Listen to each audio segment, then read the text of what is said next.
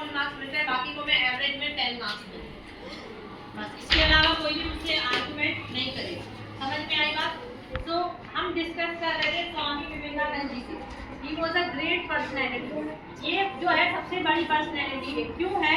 क्योंकि आपको इन्होंने जो बातें बताई है हमारे समाज में, वो आज तक किसी और ने नहीं बताई। स्वामी विवेकानंद जी हमारे लिए इसलिए इम्पोर्टेंस रखते हैं। इन्होंने हमेशा ये बात कही कि हमेशा we should always believe on karma. किस पे बिलीव करना चाहिए? कर्मा। दो चीजें होती है, एक कर्म होता है, एक डेस्टिनी होता है। डेस्टिनी वाले लोग क्या सोचते हैं? डेस्टिनी वाले लोग सोचते हैं कि जो हमारे भाग्य में लिखा होगा वही होगा। ऐसे लोग सोचते हैं अरे आराम से बैठे रहो, जो हमारे भाग्य में, जो हमारी किस्मत में होगा हमें वही मिलेगा। बट जो बिलीव करते हैं कर्मा पे, वो अपने भाग्य को अपने कर्म से बदल सकते। समझ रहे? मान लो आप सोचो, बैठे बैठे सोचो कि मैं कुछ करूँ ना करूँ, जो मेरी किस्मत में लिखा है वो मुझे मिलेगा। एक तो ये तरीका है लाइफ जीने का। दूसरा तरीका ये है कि मैं अपनी किस्मत खुद से लिख दूँ। और जब हमें अपनी किस्मत खुद से लिखनी है तो उसके लिए क्या चाहिए? खुद पर विश्वास। हम अपनी कहानी खुद लिख सकते हैं।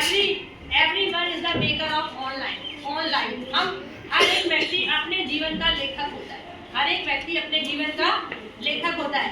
आप अपनी लाइफ को कितना अच्छा बनाना चाहते हैं, अपनी लाइफ में कैसी स्टोरी क्रिएट करना चाहते हैं, उसके honour only you.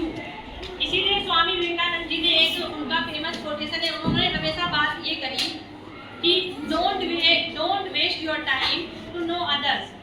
Don't waste your time to know others. Always try to invest in yourself. अपना टाइम अपने ऊपर इन्वेस्ट करो। जब आप अपने टाइम को अपने ऊपर इन्वेस्ट करोगे तो आपको रियल में आपके अंदर पॉजिटिव चेंजेस मिलेंगे। और वो positive changes day by day, step by step, एक दिन ऐसा होगा कि आपकी स्टोरी के क्रिएटर बनेंगे। समझ में आई बात? हर व्यक्ति अपने स्टोरी का क्रिएटर खुद होता है। और हम बाद में अगर आपसे कुछ अच्छा नहीं हो पाएगा, हम बोलते हैं किस्मत खराब थी, मेरा लक खराब था, ये लक अच्छा नहीं था। लक वक्त कुछ नहीं होता। क्या होता है? होता है तो कर्मा। अगर आप कर्म करोगे तो आपको ईश्वर को देना पड़ेगा, लेकिन अगर आप कर्म नहीं करोगे तो आपको ईश्वर के पास जाकर मांगना पड़ेगा।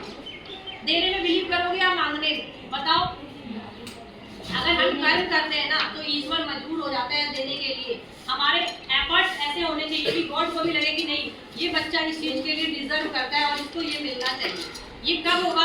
जब आप कर्म करोगे। लेकिन जब आप ये सोचोगे कि जो किस्मत में होगा वही होगा, हमारी किस्मत खराब है तो उसे कभी कुछ नहीं मिलेगा। बहुत सारे बच्चे आते हैं एवरीडे, आप लोग मुझे एक्सक्यूज देते हो, मैं कल नहीं आया था। आपके अंदर लगन है, आप ये मैटर नहीं करता कल नहीं आए। आप बच्चों से पूछ तो सकते थे कि कल क्लास में क्या हुआ, मैं ये इस वजह से नहीं कर पाया, मुझे पता नहीं था, हमारे लीडर ने नहीं बताया। ये सारे के सारे एक्सक्यूज है। एक बात याद रखना, loser always give excuse, winner never give excuse. Loser हमेशा क्या करेंगे? एक्सक्यूज देंगे। जो विनर होते हैं, जो वो क्या करते हैं, अगर उनके पास टाइम नहीं हो तब भी काम कर लेते। ये आइडेंटिटी है आपको जो दुनिया से अलग बनाती है। Don't become the part of the crowd. भीड़ का हिस्सा मत बनो, अपने आप को अलग बनाओ, यूनिक बनाओ और ऑलवेज थिंक, अपने आप से थिंक करो। ये सारी बातें किसने कही है?